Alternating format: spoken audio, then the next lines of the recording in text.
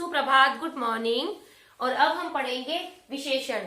नाम आपने सुना होगा, इससे पहले मैंने आपको संज्ञा पढ़ाया, सर्वनाम पढ़ाया और कारक पढ़ाया। अब हम पढ़ेंगे विशेषण। विशेषण बेटा नाम से ही पता चल रहा है कि किसी चीज की विशेषता बताना। जैसे राम समझदार है, वह अच्छा लड़का है, उसके बाल काले हैं, उसकी आंखें नीली हैं। तो मैंने राम की जो जो विशेषता बताई उसके अंदर क्या स्पेशल है, तो वो चीज होती है विशेषता। और विशेषता बताने वाले शब्द, जैसे राम समझदार है, विशेषता किसने बताई? समझदार शब्द ने। राम के बाल काले हैं, तो बालों की विशेषता क्या हुई? काले। तो जो विशेषता होती है वो कहलाता है विशेषण। ठीक है बेटा, तो ये है हमारा विशेषण। संज्ञा बताया मैंने, दुनिया में जितने भी नाम हैं वो संज्ञा है। उसके बाद सर्वनाम बताया कि संज्ञा के स्थान पे प्रयुक्त होने वाले शब्द सर्वनाम कहलाते हैं। जैसे वह, यह, उसका, उसकी, उसके भेद बताए। उसके बाद मैंने कारक बताए कि संज्ञा और सर्वनाम का संबंध वाक्य में अन्य शब्दों से बताने वाले चिन्ह कारक कहलाते हैं। जैसे कर्ता ने कारक है। राम ने पढ़ाई की, तो राम ने पढ़ाई की, तो राम और पढ़ाई का संबंध ने शब्द ने चिन्ह ने बताया। तो ऐसे मैंने कारक में बताया आपको। अब हमारा आ गया है विशेषण। तो विशेषण बेटा होता क्या है, पहले पाठ परिचय देख लेते हैं। जो शब्द संज्ञा या सर्वनाम की विशेषता बताते हैं वे विशेषण कहलाते हैं। जो शब्द संज्ञा और सर्वनाम की विशेषता बताते हैं वे विशेषण कहलाते हैं। विशेषण के भेदों यानी प्रकार की जानकारी लेंगे। विशेषण के भेदों या प्रकार यानी विशेषण के कितने प्रकार होते हैं, कितने टाइप का विशेषण होता है। उसके बाद विशेषण और विशेष्य। देखो विशेषण तो मैंने बता दिया, किसी भी चीज की विशेषता, चाहे वो संज्ञा हो सर्वनाम हो।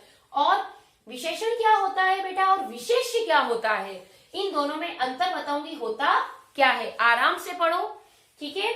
इसके बाद हमारे हैं कठिन शब्द। यही परिभाषा है हमारी, और ये है अब कठिन शब्द। पहला कठिन शब्द ही मैंने विशेषण दिया है। विशेषण श षड्जम वाला, श षटकोण वाला, और ये अण, ठीक है। उसके बाद है विशेष्य। श शब्द की उच्चारण हो रहा है श शब्द, तो विशेष्य। श षटकोण वाला, देखो यहाँ आधा आ गया, यहाँ पूरा आया। उसके बाद है ये मैंने इसके देखो इसके भेद ही ले लिए इसके अंदर, ताकि कम से कम आप इनको तो ढंग से लिखेंगे। गुणवाचक, गुण लिखना आता है सबको, तो गुणवाचक ये भी ये कठिन शब्द भी है। इसके बाद है संख्यावाचक। संख्या, ये अनुस्वार, ये आधा ख और या, ये है आपका संख्या। ये अलग नहीं लिखना है, इसको मिला के लिखना है, ठीक है। ये आपको पता है आधा ख। उसके बाद है परिमाण। परिणाम नहीं, परिणाम यानी तो नतीजा, वो अलग चीज होती है। ये है परिमाण।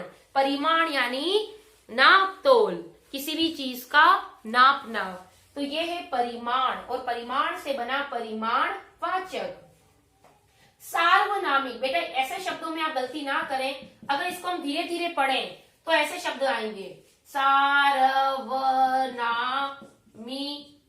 लेकिन हमको ध्यान रखना है सार, र जो है सार्व, जब र अलग से साउंड नहीं आ रही है, र आधा स्वर आ रहा है, ऐसा सुन नहीं दे रहा हमको आधा अक्षर, तो सार्व, ये जो र है ना, ये यहाँ से हटके और व के ऊपर चल जाएगा, और व के ऊपर जो ये गया ना, इसको कहते हैं रेफ, ठीक है।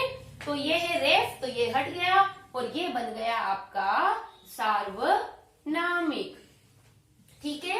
अब सार्वनामिक शब्द, ऐसे शब्द जब आए तो आप उच्चारण करना सीखें और उनको लिखना भी सीखें। निश्चित, जब भी आधा शब्द आता है, एक तो आधा इस प्रकार से आता है, एक आधा इस प्रकार से आता है। तो अगर ये इस प्रकार से भी आता है और ये इस प्रकार से भी आता है, निश्चित, जब आधा श हम लिख रहे हैं, इसका लिखावट ऐसे ही होती है निश्चित की। आधा श जब लिख रहे हैं तो मात्रा उससे पहले आएगी। कई बच्चे ऐसे लिख देते हैं निश्चित, ये गलत है। तो ये श है उससे पहले मात्रा आती है। और अगर बाय चांस कोई ऐसा शब्द है कि श पूरा आया और नीचे हमने हलंत लगा दिया, इसका मतलब भी आधा श बन गया, तो फिर मात्रा ऐसे आएगी। फिर ऐसे नहीं आएगी, मैम ने बताया आधा शब्द आने पर मात्रा ऐसे लेनी हमको, ऐसे नहीं आएगी। लेकिन इसको लिखते इसी प्रकार से है, तो आधा श इस प्रकार आएगा और पहले मात्रा आएगी।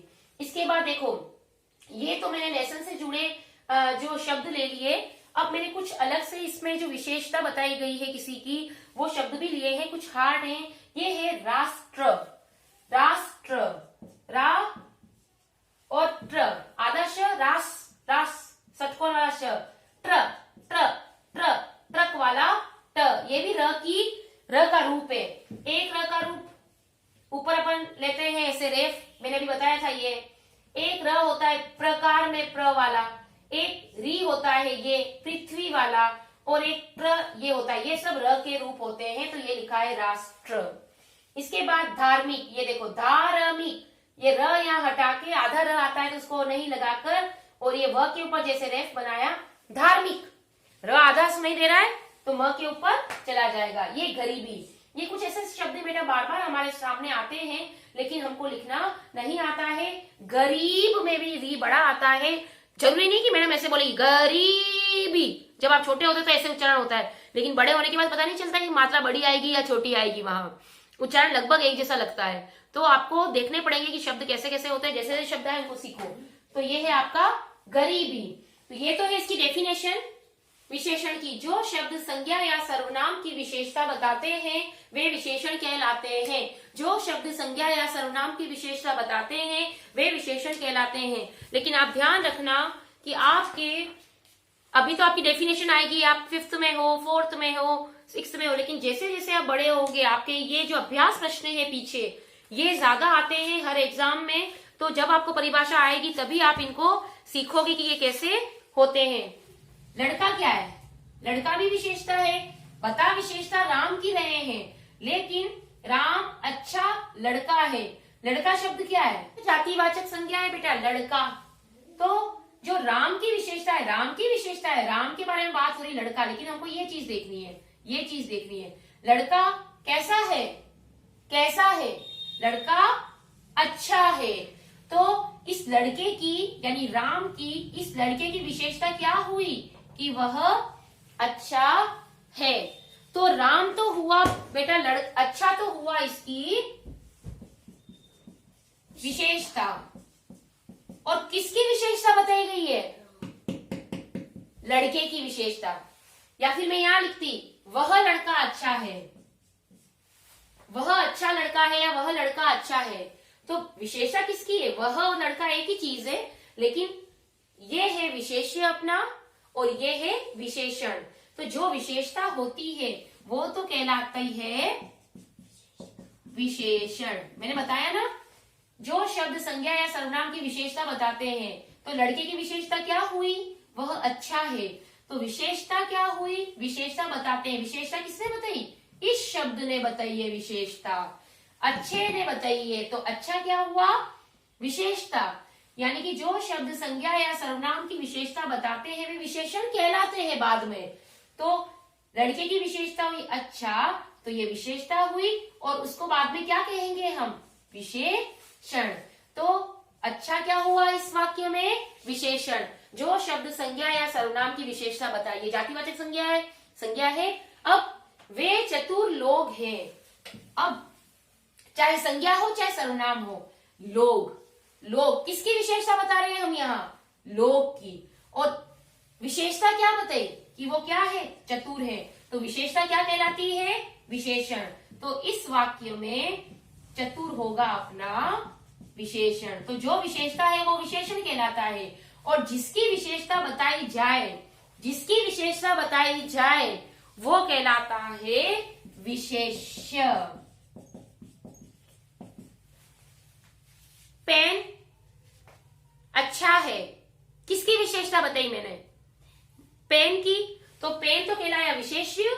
और क्या विशेषता बताई मैंने? अच्छा है, सुंदर है, अरे जो भी।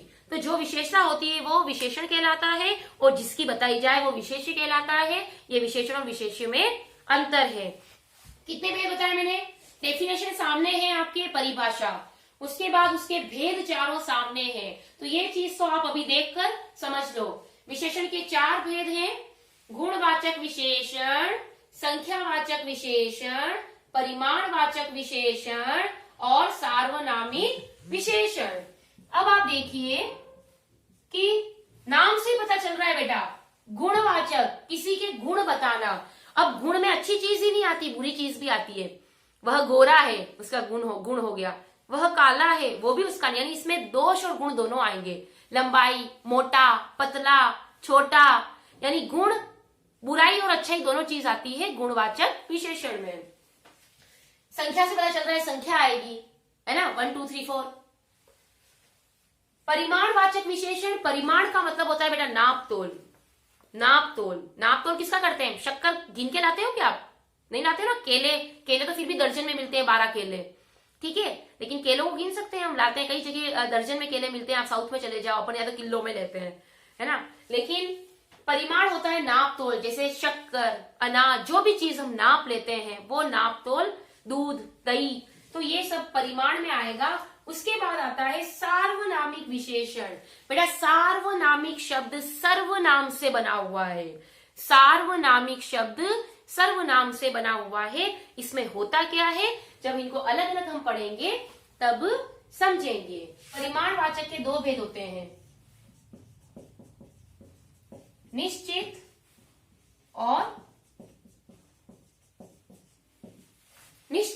और अनिश्चित परिमाणवाचक है। ये सिर्फ इसके भेद आपके इसमें बता रखा है। 4 टोटल भेद है, इसके निश्चित भी है और अनिश्चित भी है, यानी कि परफेक्ट, हाँ 2 लीटर, थोड़ा, इतना सा, तो ये तो अनिश्चित है, तो वो होती है बात इसमें। लेकिन अब हम पढ़ते हैं पहले गुणवाचक विशेषण। रंग, आपकी इसमें जो डेफिनेशन है वही लिखवा रही हूं मैं, ताकि आप कंफ्यूज ना हो। रंग, रूप, अलग अलग किताबों में अलग अलग परिभाषा होती है। गुण, पढ़ते जाओ। आकार, बुक भी सामने होनी चाहिए। स्वाद, आदि की विशेषता बताते हैं, वह, देखो मैंने बताते हैं, जब भी कोई परिभाषा आती है वहां कोमा लगता है, अल्प विराम, बताते हैं या कहते हैं, ऐसे। वह गुणवाचक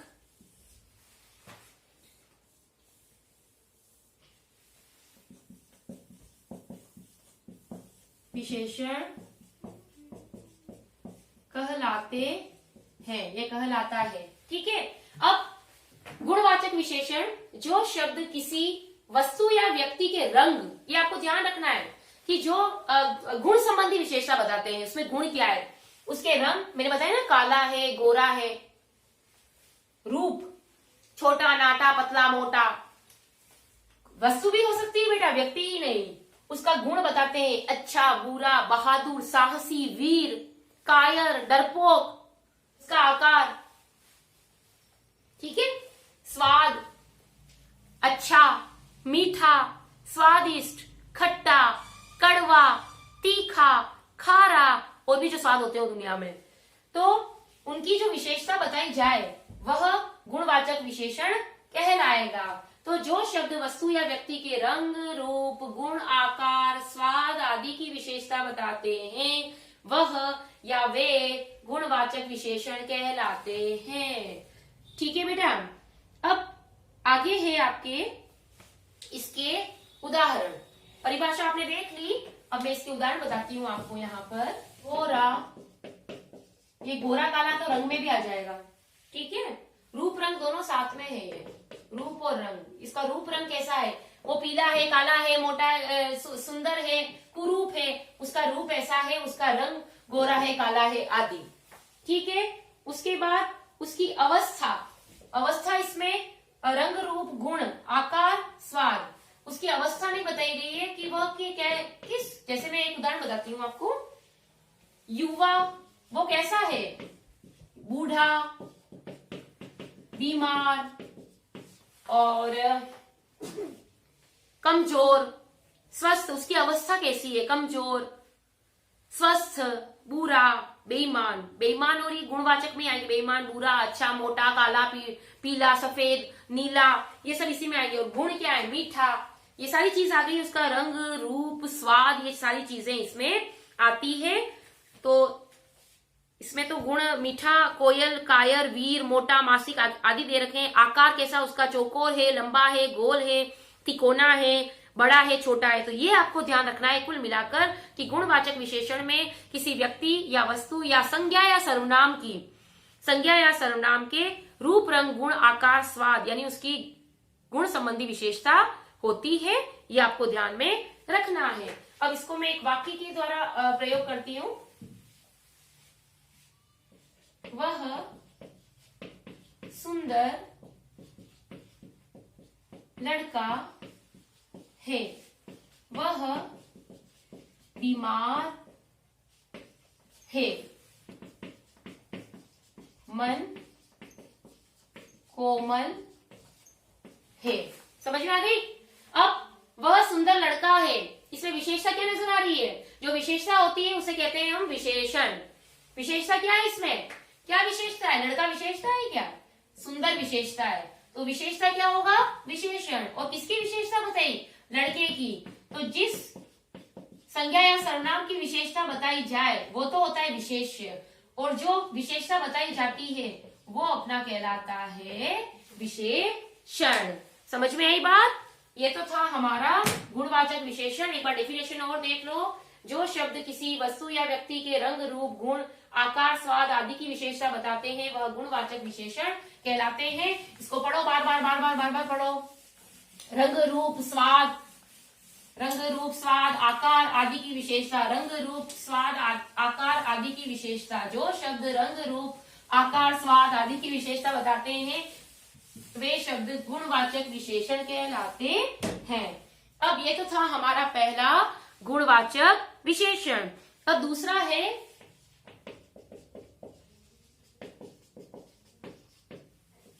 संख्यावाचक विशेषण। बेटा संख्या ये बहुत इजी है। संख्यावाचक विशेषण में क्या होता है? जो शब्द किसी वस्तु की गिनती की जानकारी दे। तो संख्यावाचक विशेषण दूसरा है हमारा कि जो शब्द किसी वस्तु की संख्या, वस्तु भी हो सकता है बेटा, और यहाँ पर कोई व्यक्ति भी हो सकता है। वस्तु या इसमें आपके वस्तु दे रखा है लेकिन यहाँ व्यक्ति भी हो सकता है। व्यक्ति कैसे लिखते हैं? देखो, व्यक्ति की संख्या संबंधी, या संबंधी आएगा, संबंधी यानी संबंधित विशेषता बताए वह संख्यावाचक विशेषण होता है। जैसे पहला छात्र, 4 आम, 5वां मकान। अब देखो उदाहरण के द्वारा,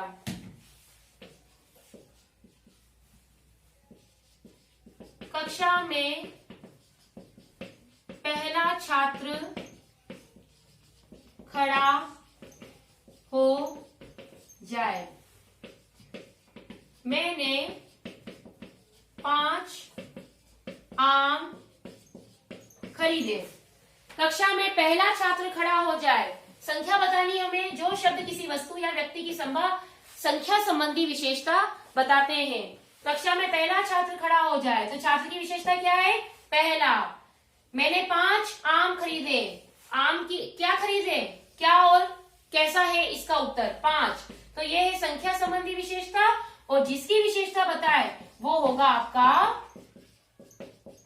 विशेष्य। ठीक है बेटा? तो ये था हमारा आज का अध्ययन। इसी के साथ अब मैं आपको गृह कार्य बता रही हूँ। 8 परिचय कठिन शब्द।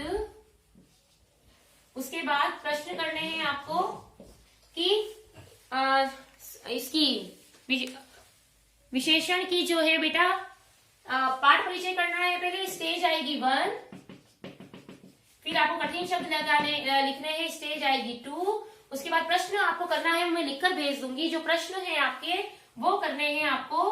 पहला तो आपको करना है विशेषण, इसे कहते हैं। बेटा बिना उदाहरण के हिंदी सेकंड कंप्लीट नहीं होता, देखकर समझाइए।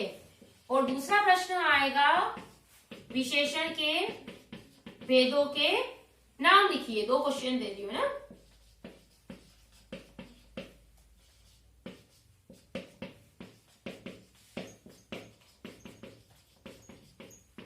ठीक है।